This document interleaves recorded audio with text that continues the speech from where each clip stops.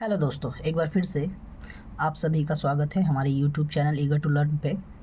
आज हम लोग एक क्लास 5 के मैथमेटिक्स जिस चैप्टर का नाम है फैक्टर्स, उसका एक्सरसाइज 6A देखेंगे। और हमारा फर्स्ट क्वेश्चन है कि इंसर्ट सिंबल्स दिए गए हैं ग्रेटर स्मॉलर का और इक्वल टू का इन द ब्लैंक्स बॉक्सेस। तो खाली जगहों में हमें ये सिंबल्स भरने हैं। तो जैसा कि हमारा फर्स्ट क्वेश्चन है 1/4 और 9/14, ये दोनों फ्रैक्शन हैं और हमें बताना है कि इनमें से कौन सा फ्रैक्शन बड़ा है। ठीक है, तो इसके लिए हम लोग करते क्या है, तो अगले लाइन में आप देख पा रहे होंगे कि 1/4 और 9/4 को फिर से लिखा गया है और एक दूसरे से मल्टीप्लाई कर रहे हैं, यानी कि 1 को मल्टीप्लाई कर रहे हैं 14 से और 4 को मल्टीप्लाई कर रहे हैं 9 से। तो 1 को 14 से मल्टीप्लाई करने पर 14 लिखा गया है और वो लेफ़्ट साइड लिखा गया है। फिर 4 को 9 से मल्टीप्लाई करेंगे तो 36 आएगा और वो राइट साइड लिखा गया है। तो दोनों को मल्टीप्लाई करने पे आ क्या रहा है, तो एक तरफ 14 है और एक तरफ 36 है। तो 36 ज़्यादा है, यानी कि 36 के साइड वाला फ्रैक्शन भी ज़्यादा होगा। यानी कि 1/4 और 9/14 का कंपैरिजन करने पे पता चला कि 9/4 बड़ा फ्रैक्शन है। ठीक उसी तरह क्वेश्चन नंबर बी है 2/5 एंड 3/17। इसमें भी वही करेंगे। 2 को 17 से मल्टीप्लाई कर रहे हैं और 5 को 3 से। 2 को 70 से मल्टीप्लाई किए 34 आया, 5 को 3 से मल्टीप्लाई करें 15 आया। दोनों में बड़ा कौन है, तो 34 बड़ा है। तो 34 जिस साइड है उसके तरफ वाला फ्रैक्शन क्या हो जाएगा, बड़ा हो जाएगा। तो जैसा कि आपने देख पा रहे हैं कि जो खाली बॉक्स है उसमें मैंने 2/5 की तरफ मार्क किया है, यानी 2/5 जो है बड़ा फ्रैक्शन है किससे, 3/17 से। उसी तरह सी नंबर आप देख पा रहे हैं। आइए डी नंबर के ऊपर बात करते हैं। डी नंबर मैंने सॉल्व नहीं किया है, तो इसके बारे में मैं यही कहना चाहूँगा, किस तरह के फ्रैक्शन जिसमें न्यूमरेटर सेम हो, जैसे कि आप देख पा रहे हैं एक तरफ है 15/23 और एक तरफ है 15/123। तो दोनों का न्यूमरेटर सेम है, बस डिनोमिनेटर अलग अलग है। तो जिसका डिनोमिनेटर बड़ा होगा, यानी कि जिसकी नीचे की संख्या बड़ी है, वो फ्रैक्शन क्या है, छोटा है, वो फ्रैक्शन छोटा है। तो दोनों का न्यूमरेटर सेम है, 15 है, बट डिनोमिनेटर अलग अलग है, डिफरेंट है। तो 15/23 और 15/123 में जो बड़ा फ्रैक्शन होगा वो होगा 15/23। 15/23 क्योंकि 15/23 बड़ा फ्रैक्शन है, ग्रेटर फ्रैक्शन है किससे, 15/123 से। 15/23 ग्रेटर फ्रैक्शन है 15/123 से। आइए नेक्स्ट क्वेश्चन देखते हैं। ये हमारा क्वेश्चन नंबर ई और एफ है। तो क्वेश्चन नंबर ई जैसा कि आप देख पा रहे हैं 8/13 और 9/11 है। तो हम ये जो क्रॉस मल्टीप्लिकेशन कर रहे हैं, तिरछा तिरछी एक दूसरे से गुना कर रहे हैं अंकों का, ये तब करेंगे जब दोनों का न्यूमरेटर और डिनोमिनेटर दोनों ही अलग अलग हो। जब दोनों का न्यूमरेटर और डिनोमिनेटर ही अलग अलग हो। न्यूमरेटर का मतलब होता है ऊपर वाला संख्या और डिनोमिनेटर का मतलब होता है नीचे वाला संख्या। ऊपर और नीचे न्यूमरेटर और डिनोमिनेटर मिला करके फ्रैक्शन बनता है। तो 18/3 फिर उसी तरह हमने किया, 8 को 11 से गुना कर दिए और 13 को 9 से। तो 8 को 11 से गुना करने पे 88 आया, 13 को 9 से गुना करने पे 117 आया। 117 ज़्यादा है, यानी कि 9/11 की तरफ 117 लिखा गया है। और एक बात और याद रखिएगा, जब 8 को 11 से गुना कर रहे हैं तो लेफ़्ट साइड लिखेंगे और 13 को 9 से गुना कर रहे हैं तो राइट साइड लिखेंगे। 117 ज़्यादा है, यानी कि 117 के साइड में जो फ्रैक्शन है वो बड़ा है, यानी कि 9/11 बड़ा है किससे, 8/13 से। यहाँ पे फिर से एफ़ नंबर को छोड़ दिया गया है।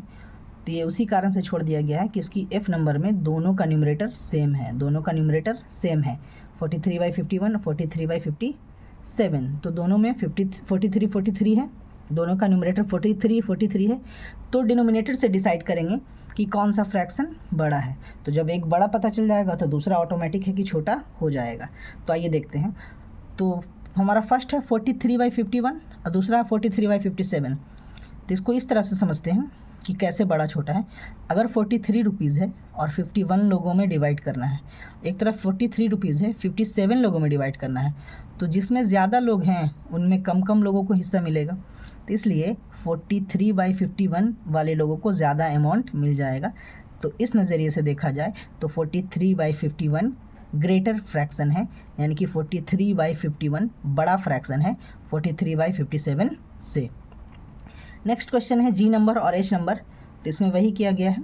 जी नंबर भी सेम काम हम लोग कर रहे हैं, क्रॉस मल्टीप्लाई कर रहे हैं, और जिसके तरफ ज़्यादा नंबर आ रहा है वो फ्रैक्शन बड़ा है। लेकिन एच नंबर में हम देखेंगे कि 16/40 था और 20/50 था, तो ये दोनों को क्रॉस किए, एक दूसरे से गुना किए, 16 को 50 से, 40 को 20 से, तो दोनों ही केस में 800 इधर भी आया, 800 उधर भी आया, तो दोनों का अंक भी सेम आ रहा है, इक्वल आ रहा है, इसलिए ये फ्रैक्शन दोनों क्या है, इक्वल है। इक्वल करने के लिए क्या कीजिए, तो 16/40 और 20/50 को आप लोएस्ट फॉर्म में कर दीजिए, दोनों को सेम नंबर से काट कर लोएस्ट फॉर्म में कर दीजिए, छोटा कर दीजिए, दोनों का फ्रैक्शन सेम आ जाएगा। ओके दोस्तों, अब हमारा नेक्स्ट क्वेश्चन है, arrange the following fraction in descending order. दूसरा क्वेश्चन यही है क्लास 5 में एक्सरसाइज 6A में, arrange the following fraction in descending order. Descending order का मतलब होता है बड़ा से छोटा, डिसेंडिंग ऑर्डर का मतलब होता है बड़ा से छोटा। तो यहाँ पे 4 फ्रैक्शन दिए गए हैं, 1/5, 3/5, 2/4 और 4/5। देखिए, अगर यहाँ पर चारों फ्रैक्शन में किसी का भी न्यूमरेटर या डिनोमिनेटर सेम रहता तो हमें ज़्यादा लॉन्ग सॉल्व करने का ज़रूरत नहीं पड़ता, ज़्यादा लॉन्ग मेथड से सॉल्व करने का ज़रूरत नहीं है। कब? जब किसी भी क्वेश्चन में सारे न्यूमरेटर्स या सारे डिनोमिनेटर्स सेम हो। जब सारे न्यूमरेटर्स या सारे डिनोमिनेटर्स सेम हो तो हमें क्वेश्चन को सॉल्व नहीं करना है, वहीं पे हम लोग उसको कर सकते हैं, पता कर सकते हैं कौन छोटा या बड़ा है। लेकिन यहाँ पे आप देख पा रहे होंगे कि चार फ्रैक्शन हैं और न्यूमरेटर सभी का अलग अलग है, बट डिनोमिनेटर 3 का सेम है, एक का अलग है।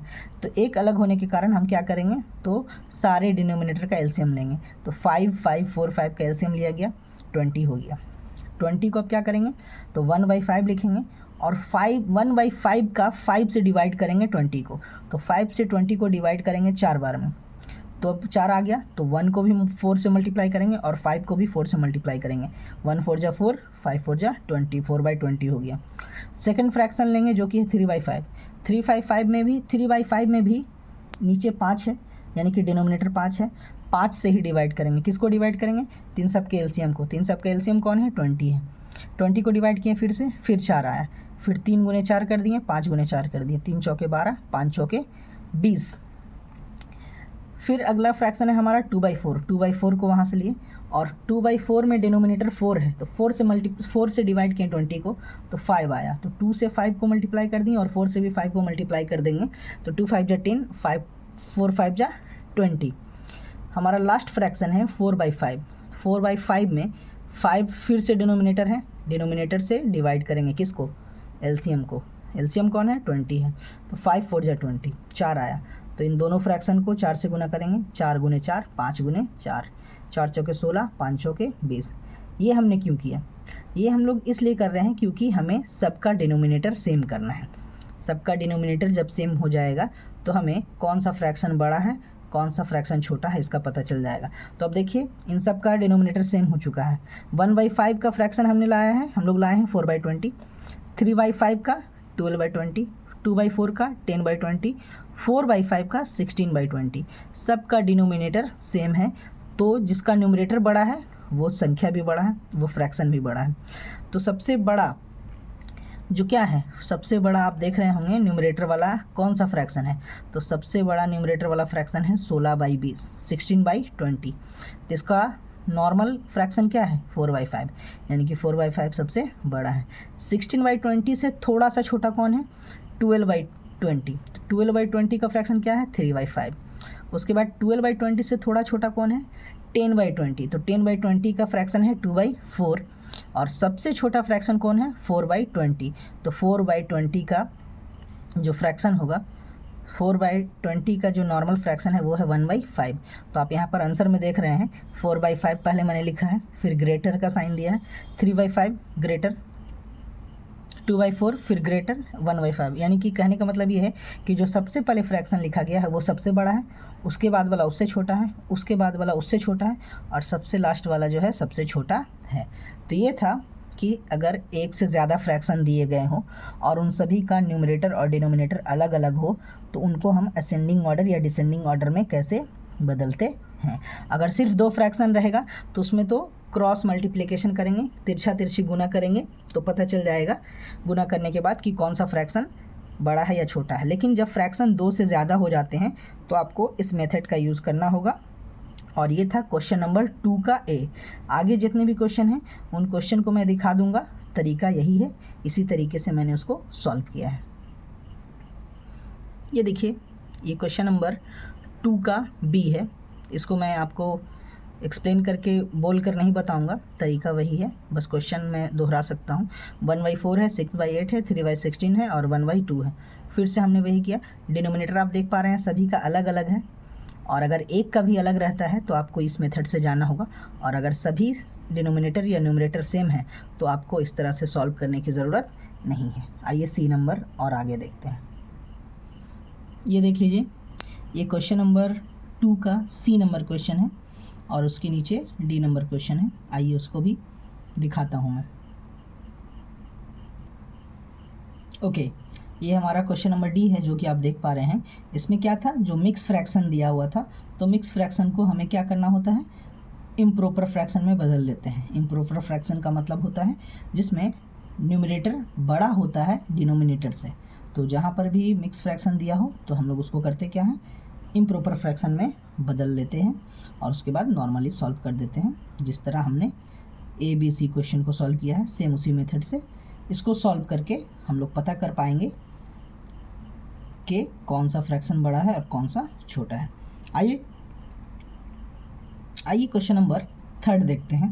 क्वेश्चन नंबर 3, क्वेश्चन नंबर 2 में 4 ही क्वेश्चन थे, A, B और C, D जो आपको दिखाया गया है। क्वेश्चन नंबर 3 है, arrange the set of given fractions in ascending order.